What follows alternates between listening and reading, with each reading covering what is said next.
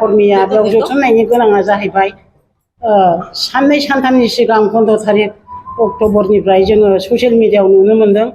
बे नुनो मोननाय खामानिया जाहैबाय जोंनिनो बे क'क्राझार डिस्ट्रिक्टनि राजु नार्जारिया जोंनि आशा कर्मिनि सायाव बहुद माने नङै खोथाखौ नंगौ बायदि ससियेल मिडियायाव दिरुनदों। बेयाव जों नुनो मोन्दों आशा कर्मिया दि बेयाव जोङो लोब्बा दं होननानै जोंखौ बोरै मिन्थिखो। दिनै जोङो आशा कर्मि हिसाबै गावनि खामानियावनो जोंहा बेस्थ'खा। बेवहाय जोङो मालाबाबो राजनितिजों जोंहा लोब्बा गैया आरो राजनितिनि बेलायाव जों आखाइ गैया। दिनै जोङो बे राजु नार्जारिनि ससियेल मिडियायाव होनायखौ नुनानै जोङो एसे दुखु मोनदों।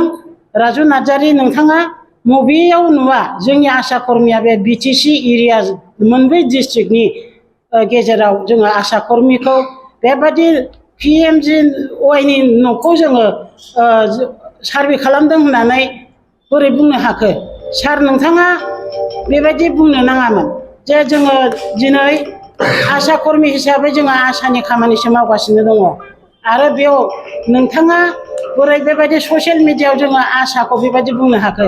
जों आशा कर्मि बायदि आशा कर्मियैनो जोङो बे जोंनि NRSM नि जायनाखि खामानि मावनांगौ आशा कर्मि हिसाबै बिमा रैखाथि गथ' गथायनि रैखाथिनि थाखाय जा खामानियानो जोंहा बेयावनो बेस्थ'खा। जोंखौ बेबायदि अननाय भाबै आशा कर्मिखौ बेबायदि न'नि सार्भे बानायदों होननानै बुंनाया नंखाय। बे जानो हाया। बेबायदि फोसावनो नाङा सार। जों नोंखौ मान होनानै बुङो राजु नार्जारि नोंथाङा राजनितिजों लानानै जोंनि आशा कर्मिखौ बेबायदि एथ'ग्राम माने बदनाम होनो नाङा ससियेल मिडियायाव होनो नाङा।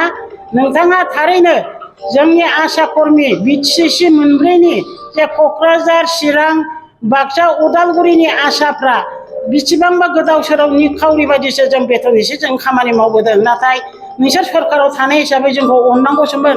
नाथाय बेबायदि फाननो नाङा बेबायदि बुंनो नाङा। जों दुखु मोनदों राजु नार्जारि सार बुंनांगौबा बहुद खोथा दङ।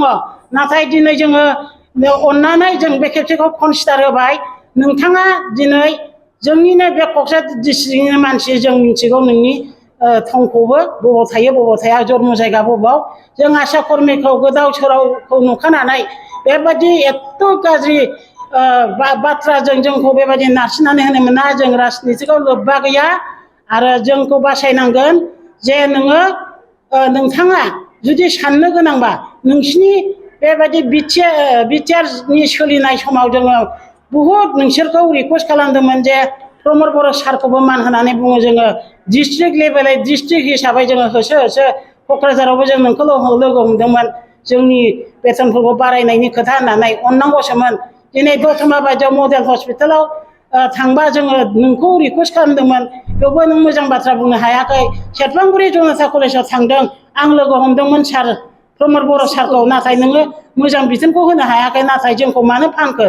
दे नोङो फाननो नाङा। जों बुङो बे बिटिसिनि जोङो क'क्राझार चिरां बाक्सा उदालगुरिनि आशाफोरनियाव नोङो जेरैबाबो नों बे ससियेल मिडियायाव हगारनायखौ नोंनि गोरोन्थिखौ नों बुजिनानै लायोबा जोंनिसिम मान हरनानैबाबो नोङो माफ बिनांगोन। आरो जों माफ बियाबा बिनि गेजेराव जोङो नोंनि थाखाय जों एक्सन लानाय जागोन। आं आशा कर्मि हिसाबै आं बेखौ गोरोन्थिखौ नुनाय हिसाबै बेखौ बुंनानै आं बेयावनो दोनथ'नाय जाबाय। गोजोन्थों।